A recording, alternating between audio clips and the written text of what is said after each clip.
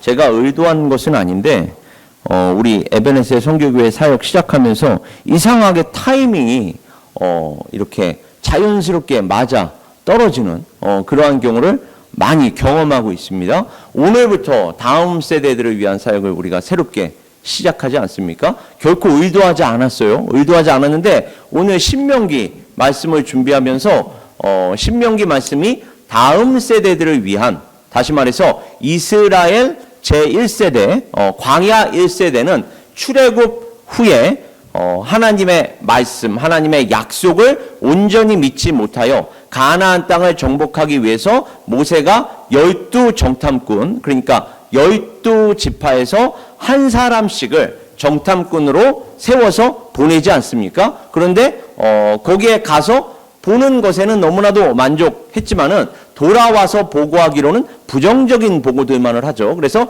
여호수아와 갈렙을 제외한 모든 사람은 광야에서 죽고, 심지어 모세조차도 하나님의 말씀에 온전히 순종하지 못함으로 인하여 이 산에서, 가나안 땅을 앞두고 있는 이 느보산에서 눈을 감게 됩니다. 그리고 이제는 그 다음 세대들 가나안 땅 정복과 분배를 위해서 고별 설교를 하고 있습니다. 그래서 다음 세대를 위하여라는 지금 설교 제목으로 오늘 이러한 맥락에서 함께 나누고자 합니다. 신명기 29장 14절에서 15절, 오늘 본문 말씀의 그 첫 부분들은 하나님의 언약과 맹세가 그 당시 이스라엘 민족에게만 세우는 것이 아니라 오늘 우리 하나님 여호와 앞에서 우리와 함께 여기 서 있는 자와 오늘 우리와 함께 여기 있지 아니한 자에게까지이니 라고 나와 있지 않습니까? 그러니까 이게 1차적으로는 누구에게 지금 선포되는 말씀입니까? 아까도 말씀드렸지만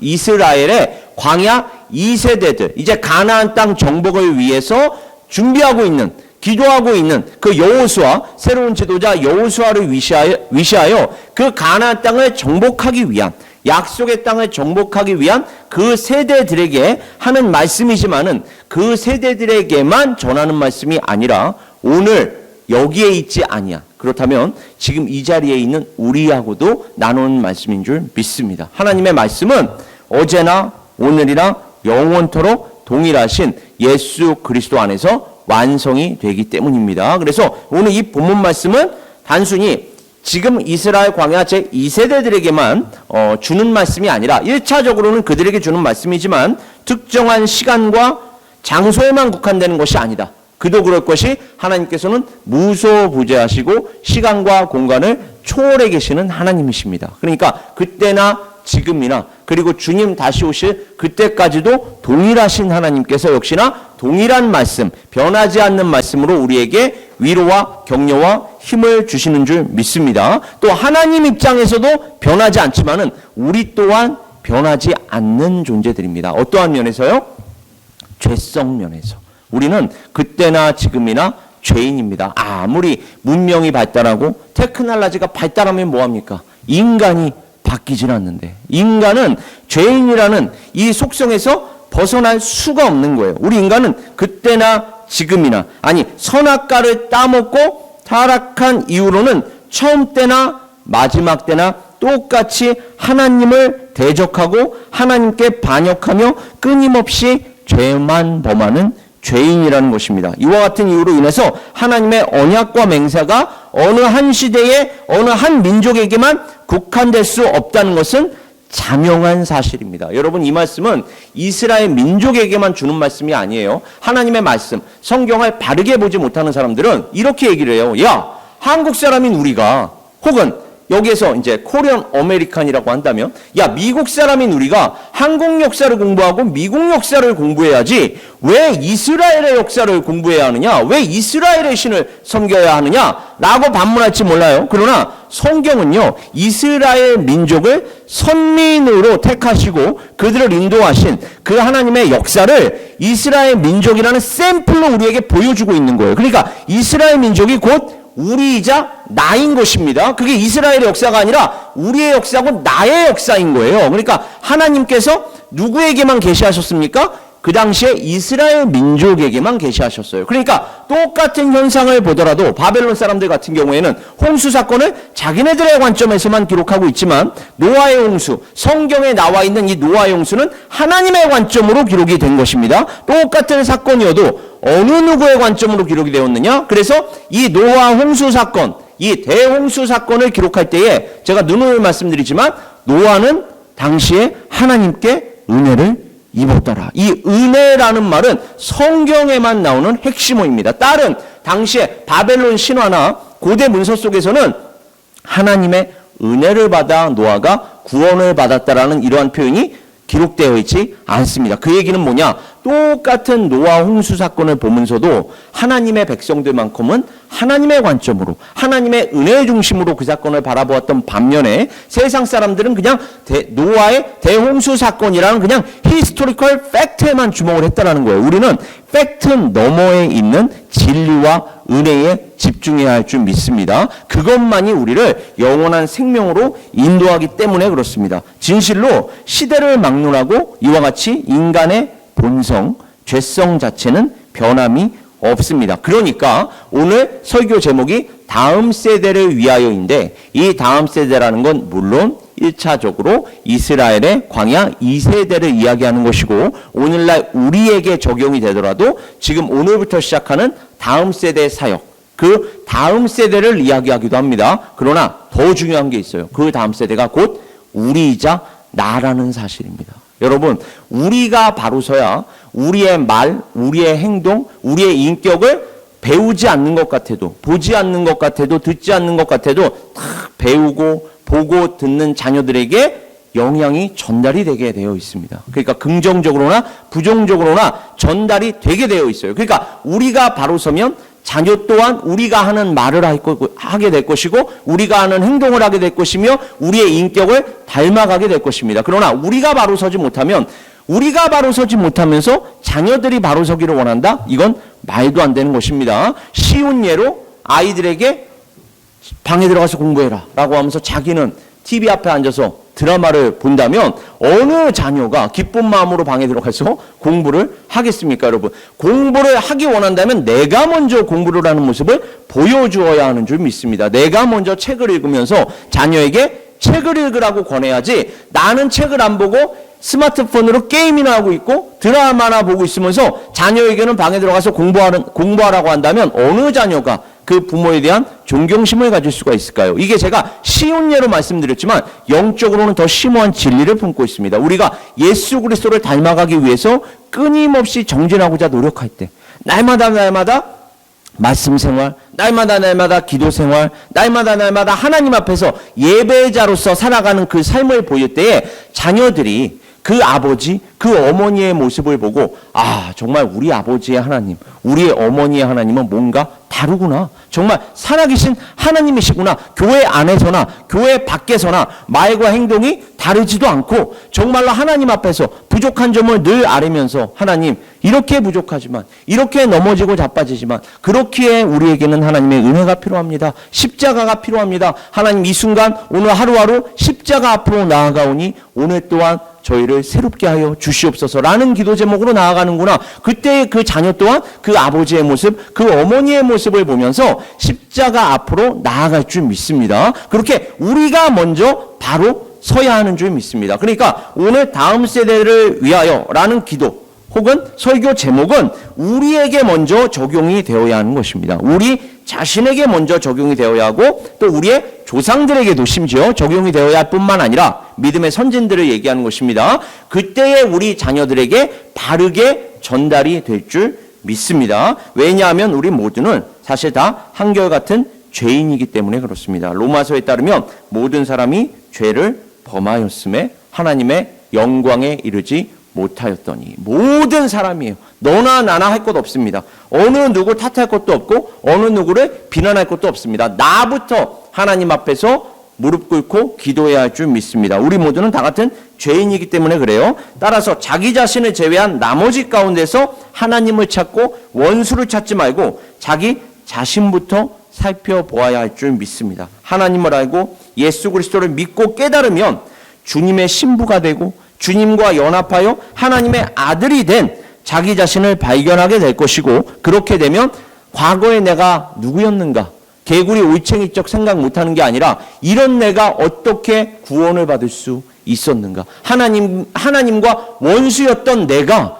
어떻게 하나님의 자녀가 되고 하나님의 친구가 될 수 있었는가, 오로지 은혜 때문입니다. 은혜로 인해서 하나님의 원수였던 우리가 하나님의 자녀가 되고 하나님의 친구가 될 뿐만 아니라 주님께서 다시 오시는 그날에는 만왕의 왕 만주의 주와 함께 그 하나님의 나라로 입성하여 함께 왕노릇하게 될 줄 믿습니다. 여기에 우리가 한 건 아무것도 없어요. 오직 하나님의 은혜로만 된 줄 믿습니다.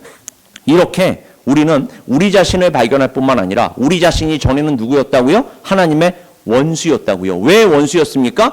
죄 때문에요. 죄 때문에 하나님과 원수였어요. 거룩하신 하나님 앞에서는 거룩해야만 하나님과 소통할 수가 있고 교제를 나눌 수가 있는데, 우리가 거룩하지 못해서 우리 안에는 거룩이 아니라 죄만 그냥 가득해서 하나님께 가까이 나아가기는커녕 범접조차 할 수 없는 그러한 존재들이었는데, 하나님께서 당신의 독생자 예수 그리스도의 십자가 보혈로 우리를 깨끗이 씻겨주셔서 흰옷 입은 성도들, 그리고 결혼식장에 유유히 들어가는 그 신부들의 옷, 그 흰옷과 같이 우리를 정결하게 삼아주시면서 자신의 아내로, 자신의 신부로 삼아주시는 그 예수 그리스도의 은혜. 그래서 이제는 더 이상 우리가 하나님의 원수가 아니요 하나님의 자녀, 주님의 신부, 성령의 전, 하나님의 친구가 된 줄 믿습니다. 바로 이러한 의미에서 원수도 깊이 살펴보아야 하는 거예요. 원수를 사랑하라는 말은 예수 그리스도와 함께 지금 하나가 되지 못한 자들,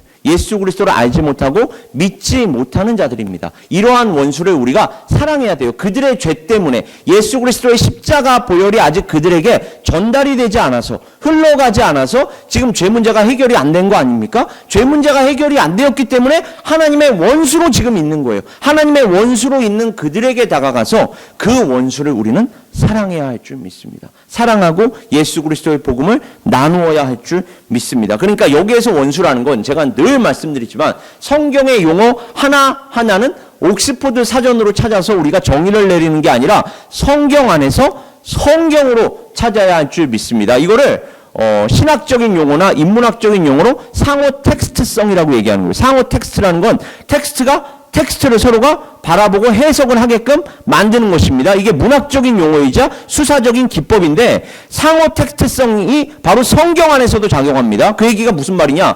성경의 어느 한 용어를 정의하려면 성경 안에서 그 용어를 찾아야 하고, 이게 어렵다 싶으면 더 명확하고 더 쉽게 설명이 되어 있는 부분을 찾아서 그 부분으로 더 어려운 부분을 정의를 내리는 것입니다. 그러니까 원수라는 건 구약 성경 안에서만 따져보면 아말렉 족속, 가나안의 7 족속, 이런 사람들을 원수라고 할지 몰라요. 그러나 이 원수가 왜 원수입니까? 하나님의 언약, 하나님의 은혜 밖에 있기 때문에 원수되는 거 아닙니까? 그 당시에는. 근데 지금은요, 예수 그리스도께서 오셔서 유대인이나 이방인이나 종이나 자유자나 다 하나가 되게 하셨습니다. 그렇다면 이제는 어떻게 우리가 원수를 정의 내려야 합니까? 하나님의 언약, 하나님의 은혜가 궁극적으로 가리키는 누구요? 예수 그리스도. 그러니까 예수 그리스도 안에 있으면 우리가 형제 자매가 되지만 예수 그리스도 밖에 있으면 여전히 하나님의 원수가 되는 것입니다. 그러니까 지금도 구약 성경에 나와 있는 이 성전 개념처럼 보수주의 신학자들이나 보수주의 교회,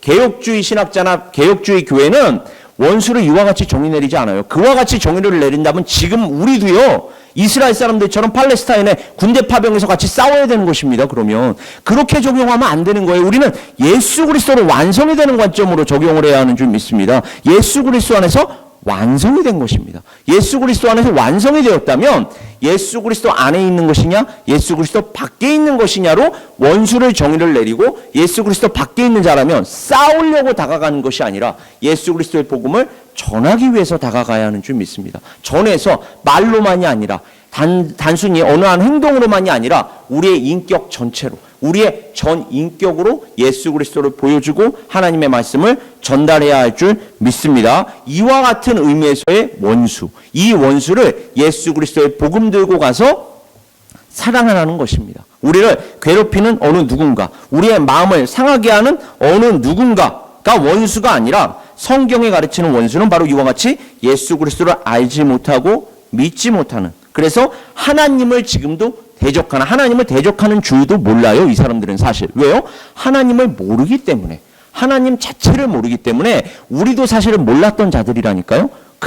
우리의 주제를 먼저 알아야 돼요. 우리의 과거사를 먼저 알아야 합니다. 우리도 원래 하나님을 몰랐던 자들이에요. 그들이 지금 하나님을 모른다고 비난하거나 손가락질할 게 아니라 하나님께서 우리 안으로 들어오시지 않았다면, 하나님께서 계시해 주시지 않았다면, 하나님께서 우리 안으로 들어오셔서 성령의 역사로 내주하시고 인도해 주시지 않았다면 오늘날 우리도 그 은혜, 그 축복, 그 십자가를 바로 볼 수가 없을 것입니다. 그러나 하나님의 은혜를 우리가 볼 수 있게 된 거예요. 그렇다면 우리도 그 은혜를 이제는 흘려 보내야 할 줄 믿습니다. 그 복음을 나누어야 할 줄 믿습니다. 우리 또한 하나님을 대적했던 어둠의 자식이요 진노의 자식이었습니다. 그러나 이제는 빛의 자녀가 된 줄 믿습니다. 따라서 이 모든 말씀을 요약하자면 원수를 사랑하라. 그러면 내 이웃을 내 자신같이 사랑하게 된다. 사랑할 수밖에 없게 된다. 그러면 자 보세요. 내 자신과 같이. 그럼 내 자신이 먼저 원수였다는 것입니다.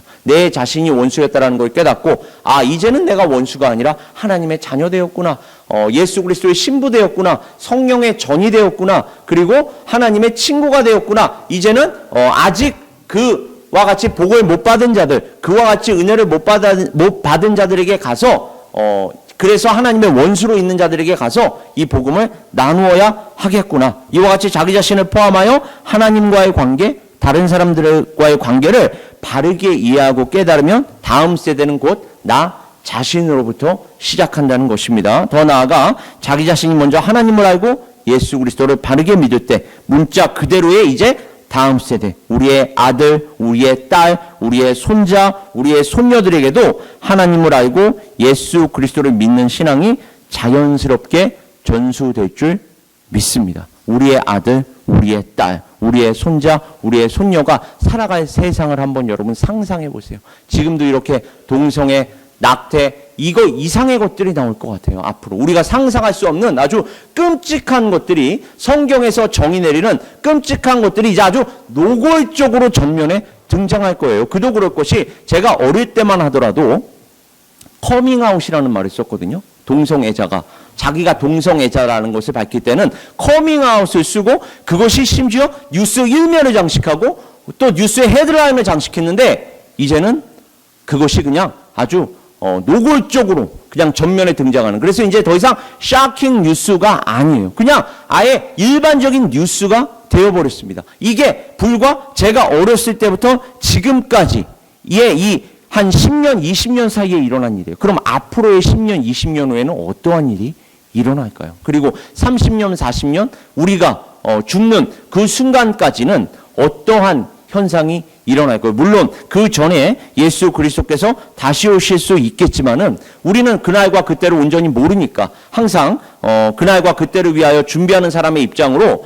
우리가 이 세상을 떠날 때까지를 한번 상상해 보자고요. 그러면 어떠한 현상들이 일어날까? 아주 끔찍한 일들이 벌어질 줄 믿습니다. 아주 노골적으로. 그게 요한계시록에 기록이 되어 있는 거 아닙니까? 바로 이와 같이 이해를 할 때에 다음 세대를 위하여라는 제목의 오늘 설교를 이해하고 푸는 비밀 키워드가 우리에게 전달이 되는 것입니다. 마지막으로 키워드 면에서 마지막으로 하나님께서는 하나님의 언약과 맹세로도 당신 자신을 계시하셨다는 것을 우리가 확인할 수가 있습니다. 왜요? 하나님의 언약, 하나님의 맹세, 오늘 본문 말씀에서 등장하는 이 하나님의 언약과 하나님의 맹세가 궁극적으로 가리키는 건 예수 그리스도이기 때문입니다. 그 언약과 맹세를 한번 생각해 보세요. 그 언약과 맹세가 없었다면 시대를 막론하고 우리는 다 죽을 수밖에 없었고요. 그리고 언약과 맹세가 있었기에, 그 언약과 맹세가 궁극적으로 가리키는 예수 그리스도가 있었기에 우리는 살 수가 있었습니다. 언약면에서만 이야기한다면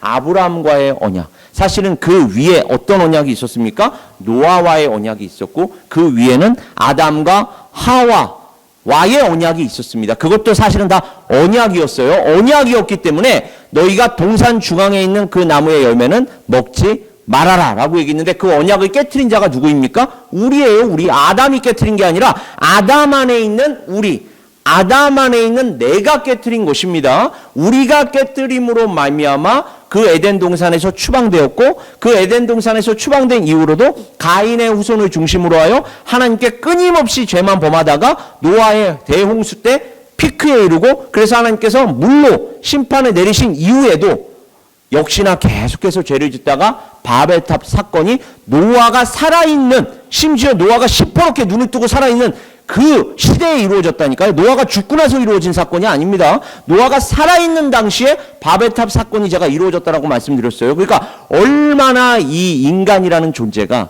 하나님을 반역하고 대적하는데 발빠르다는 것을 우리가 알 수 있는 거 아닙니까? 노아가 심지어 살아있는 그 순간에 바벨탑 사건이 이루어졌으니까. 그리고 살아있는 그 순간에 이루어졌을 뿐만 아니라 모든 백성들, 모든 민족을 언어를 흩트리심으로 말미암아 온 세계와 열방으로 흩으셨고, 그 와중에 역시나 하나님께서 은혜로 아브라함을 부르셨습니다. 그리고 아브라함과 언약을 맺으셨습니다. 그래서 이 아브라함과의 그 언약이 가장 직접적인 언약으로, 그래서 믿음의 조상이라고 불리는데, 아브라함과의 언약, 모세와의 언약, 그리고 모세와의 언약 속에 레위인들과의 언약, 바로 소금 언약, 그리고 다윗과의 언약, 이 모든 종류의 언약은 동일하게 예수 그리스도로 귀결이 될 뿐만 아니라 예수 그리스도 안에서 온전히 성취되는 것이기 때문에 오늘 본문 말씀에 하나님의 언약과 맹세를 우리가 읽을 때에도 예수 그리스도를 발견해야 할 줄 믿습니다. 그래서 히브리서 기자는 이와 같이 우리에게 설명하고 있어요. 옛적에 선지자들을 통하여 여러 부분과 여러 모양으로 우리 조상들에게 말씀하신 하나님이 우리 조상들에게 말씀하신, 제가 위에서 얘기한 이 모든 조상들을 얘기하는 거예요. 그 하나님이 이 모든 날 마지막에는 하나님의 궁극적인 해답, 우리 다음 세대들이 좋아하는 그 예전에 어벤져스로 얘기하면 엔드게임, 마지막 엔드게임, 이 엔드게임의 주인공 마지막에는 아들이었다.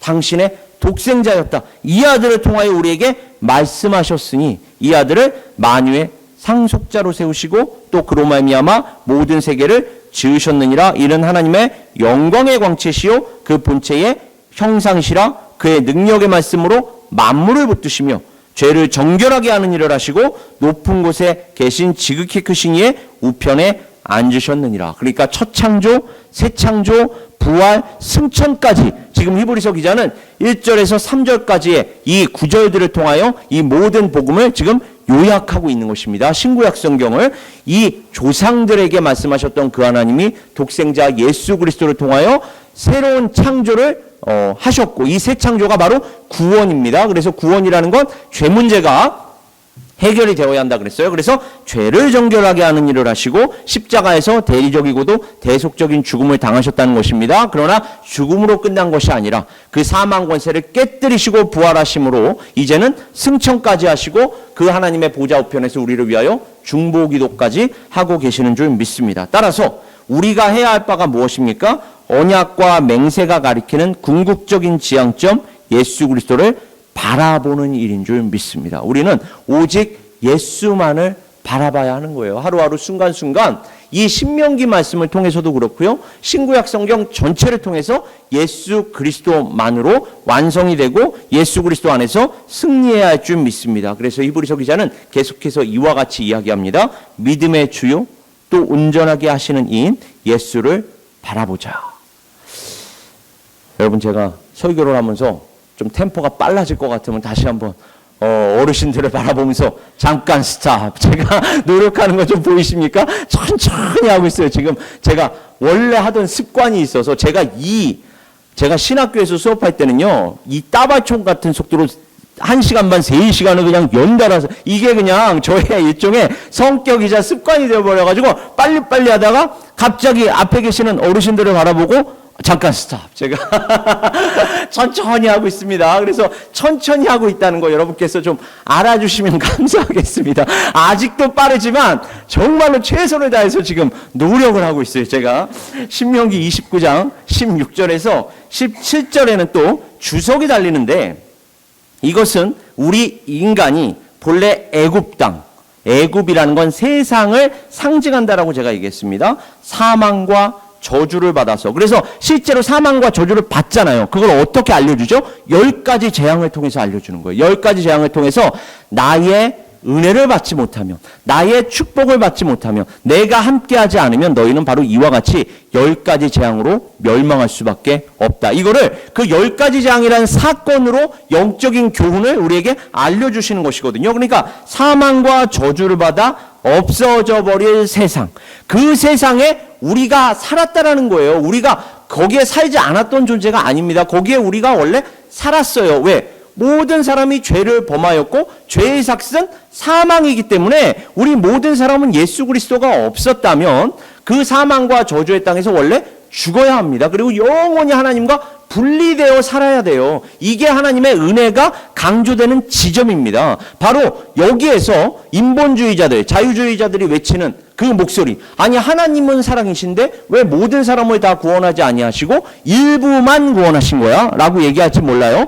그게요, 정말로 하나님의 이 마음을 모르는 말인 것이, 또 자기 주제를 모르는 말인 것이, 원래 우리도 거기에 있었다니까요. 거기에 있었는데 하나님의 은혜로 사망에서 생명으로 옮긴 자가 된 거예요. 그리고 하나님께서 누구는 택하시고 누구는 택하시지 않았느냐, 그거는 창조주의 섭리이기 때문에 창조주의 계획이요, 창조주의 특정이요, 창조주의 작정이기 때문에 어찌 피조물된 우리가, 어찌 토기장의 마음을 온전히 알 수가 있으며 토기장이에게 왜 나를 이렇게 만들었느냐고 불평불만을 쏟아낼 수가 있겠습니까? 오히려 그 토기장이에게 쓰임받을 수 있다는 것만으로도 우리는 감사와 찬송과 영광을 돌려야 할 줄 믿습니다. 원래 우리 또한 사망과 저주에 있어야 하는데 하나님께서 은혜로 저희를 택하시고 구원하여 주심에 감사드립니다가 돼야지, 하나님은 사랑이신데 왜 누구만 구원하고 누구는 구원하지 않는 거야? 그거는 우리가 알 수가 없다니까요. 마치 토기가 토기장의 마음을 알 수 없듯이 우리 또한 하나님께 그와 같이 반문할 수 없다는 것입니다. 그저 우리는 우리를 구원해 주신 그 사실만으로도 감격과 감사를 돌려야 할 줄 믿습니다. 바로 이와 같이 오직 하나님의 은혜로 인해서 이 세상에서 건짐을 받은 자들이다. 이 건짐을 받은 자라는 이 뜻, 이러한 의미를 갖고 있는 이름이 바로 모세였어요. 모세가 바로 건짐을 받은 자라는 의미를 갖고 있는 이름이거든요. 이 모세라는 의미 자체가 이와 같은 의미를 지니는데, 다시 말해서 모세를 통해서 사망과 저주 속에 빠져 있는 백성을 건짐받은 그를 통해서 건져 내시는 것입니다. 그리고 이 모세 또한 아까도 제가 말씀드렸지만 하나님의 말씀에 온전히 순종하지 못함으로 인하여 약속의 땅 가나안에 들어가지 못했어요. 그걸 통해서 우리가 알 수 있는 게 무엇입니까? 이 위대한 모세, 심지어 지금도 유대인 회당에 가보면 모세 오경을 중심으로 가르치는 거 아닙니까? 토라라는 말씀으로 그 모세 오경의 저자 모세조차도, 그들이 그렇게 위대하게 생각하는 모세조차도 불완전한 인간에 불과했다. 그는 누군가의 그림자에 불과했다. 그렇다면 여기에서의 그림자가 궁극적으로 가리키는 실체는 누구예요? 예수 그리스도인 줄 믿습니다. 예수 그리스도만이 길이요 진리요 생명 되실 뿐만이 아니라 완전하신 대제사장이자 완전하신 제물이 되시기 때문입니다. 그래서 하나님과 하나님의 은혜를 바로 이와 같이 알아라. 그럼에도 불구하고 우리는 그것을 알지 못하고 세상 속에 있었던 하나님께서 보시기에 가증한 것, 목석, 은금의 우상을 여전히 섬겨 왔습니다. 여기에서 여러분 힌트를 얻을 수가 있는 거죠. 왜 10가지 재앙을 경험했고 홍해 바다가 갈라지는 이 기적, 이적을 눈으로 보고 귀로 들었음에도 불구하고 왜 십계명을 받으러 모세가 시내산에 올라갔던 그 40주 40야 동안 어떻게 이스라엘 민족은, 우리가 보기에는 이해가 안 되는 거예요. 이 모든 기적을 직접 눈으로 보고 귀로 들었는데, 직접 경험했는데 어떻게 그 하나님을 금송아지로 오해하고 그 금송아지를 만들어 거기에서 섬길 수가 있었는가? 그 40일을 못 참고. 이게 왜 그런 거예요? 이집트에서 그들이 경험했던 게 바로 가증한 것, 목석, 그리고 은금의 우상이었다는 거예요. 이게 아까 제가 말씀드렸듯이 그들이 무엇을 보았느냐, 그때까지 무엇을 들었느냐, 무엇을 경험했느냐, 우리가 우리 자녀들에게 무엇을 보게 하고 무엇을 듣게 하고 무엇을 경험하게 하는지가 이렇게 중요합니다. 우리의 그 선지식, 우리의 선경험을 하나님의 지식, 하나님의 경험으로 승화시키는 데에는 시간과 과정이 필요하기 때문에 그래요. 그러니까 어릴 때부터 마땅히 행할 길을 아이에게 가르치는 게 그래서 중요한 것입니다. 애들이 동성애에 물들고 낙태가 당연하다는 듯이 물들고 그러면 나중에 애가 컸을 때 그거 바로 잡아줄 수 있을까요? 하나님의 말씀으로 아무리 교육시킨다 하더라도 수많은 시간, 수많은 과정이 필요해요. 여러분 담배를 피던 사람이 담배를 끊기가 쉽습니까? 담배를 애초에 태어나서 한 번도 안 펴본 사람이 평생 담배를 안 피우고 사는 게 더 쉽겠습니까?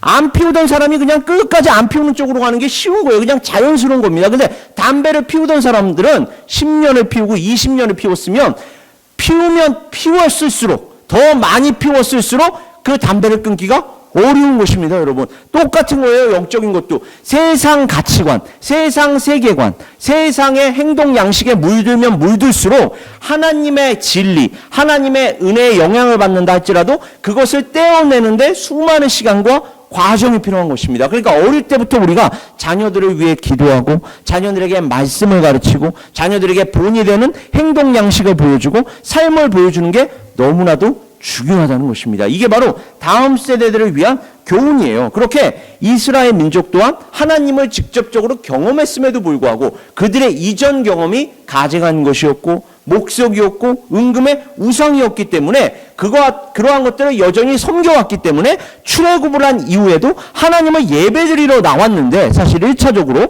하나님을 예배하기는커녕 오히려 우상숭배로 왜곡이 되고 변질이 되어버리는 것입니다. 그런데 그들은요 거기에서 외치는 말씀을 들어보세요. 우리를 애굽에서 인도한 여호와라. 그 금송아지를 바라보면서 그걸 여호와라고 착각한다니까요. 그걸 여호와라고 오해를 해. 오늘날 우리도 얼마든지 착각하고 오해할 수 있습니다. 내 경험이 하나님의 진리를 가로막을 수 있어요. 내 생각이 하나님의 진리를 바르게 받아들이지 못하도록 가로막을 수 있다니까요. 그러니까 우리는 늘 하나님의 말씀을 연구해야 되고 묵상해야 되고 그 말씀 중심으로 기도해야 할 줄 믿습니다. 그래야 하나님의 말씀을 바르게 적용할 수 있는 거예요. 우리가 아무리 열심을 내도요. 지금 이 이스라엘 민족뿐만이 아닙니다. 사도 바울은 예수님을 다메섹 도상에서 만나기 전에 본인이 누구보다 의로운 사람인 줄 알았어요. 심지어 예수 그리스도를 핍박하던 그건 나사렛 이단이라고 얘기합니다. 사도행전에 보면 예수 그리스도를 나사렛 이단이라고 규정한 그 당시에 이스라엘의 대제사장들과 종교 그 기득권자들에 의해서 쇠뇌를 받아서 어떻게 보면 쇠뇌를 받아서 이 구약 성경만의 가르침으로 쇠뇌를 받아서 그들을 핍박하는 게 의로운 건 줄 알았어요. 그래서 아주 열심을 냈단 말이에요. 누구보다 열심을 냈던 사도 바울이었습니다. 그래서 7 집사 중에 하나였던 스데반 집사. 여러분 그 스데반 집사가 사도행전에서 설교하는 거 한번 들어보세요. 아주 성경신학적으로 성경신학이란 예수 그리스도 중심으로 구약 성경에서부터 신약 성경까지 관통해서 지금 설교를 하고 있습니다. 여러분 집사 수준이 이게 만만치가 않습니다. 여러분 집사가 이렇게 성경신학적으로 설교를 할 수 있는 이 수준. 그래서 설교를 했더니 그걸 못 알아듣고 오히려 화를 내죠. 분노를 일으키죠. 그리고 사도 바울은 그를 돌로 쳐 죽이는데 승인하기까지 합니다. 그랬던 사도 바울이 다메섹 도상으로 갔을 때에 거기에서의 예수께서는 부활하신 예수님입니다. 부활하신 예수께서 다메섹 도상에서 나타나 사울아 세워라 네가 왜 나를 핍박하느냐. 교회를 핍박한다고 얘기하지 않습니다. 지금 사울아 사울아 네가 왜 나를 핍박하느냐.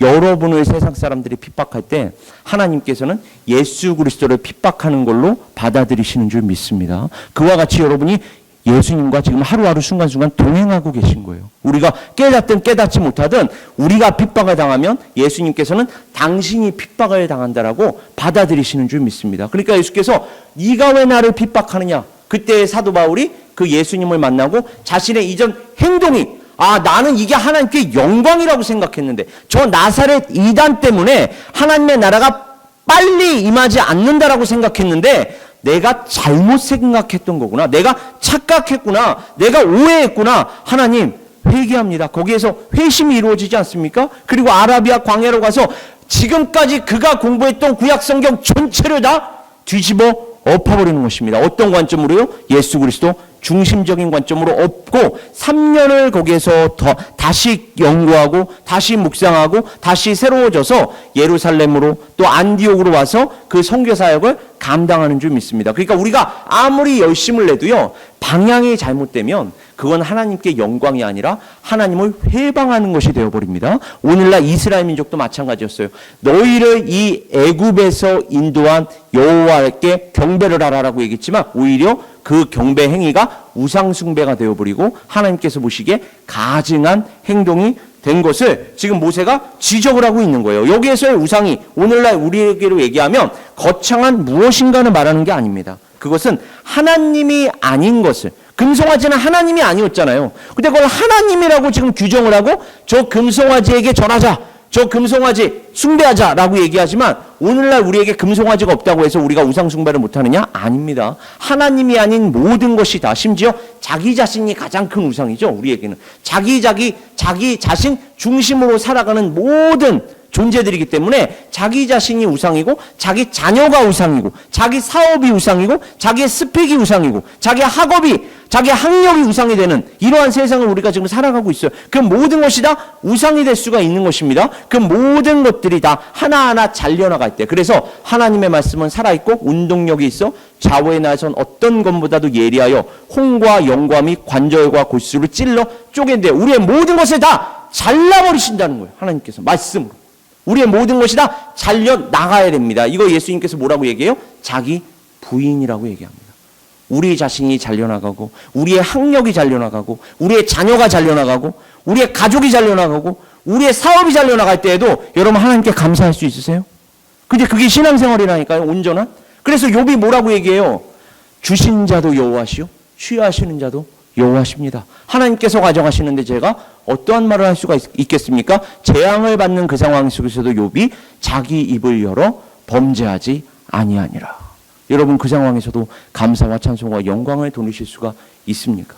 하나님께서 당신을 계시하시고 당신을 알리시기 위해서 우리를 사용하면 사용하실수록 주여 내가 여기 있나이다. 저를 사용하여 주시옵소서, 우리를 사용하여 주시옵소서라는 이런 결단을 하려면 그만큼 내 자신이 잘려나갈 각오를 하고 얘기해야 돼요.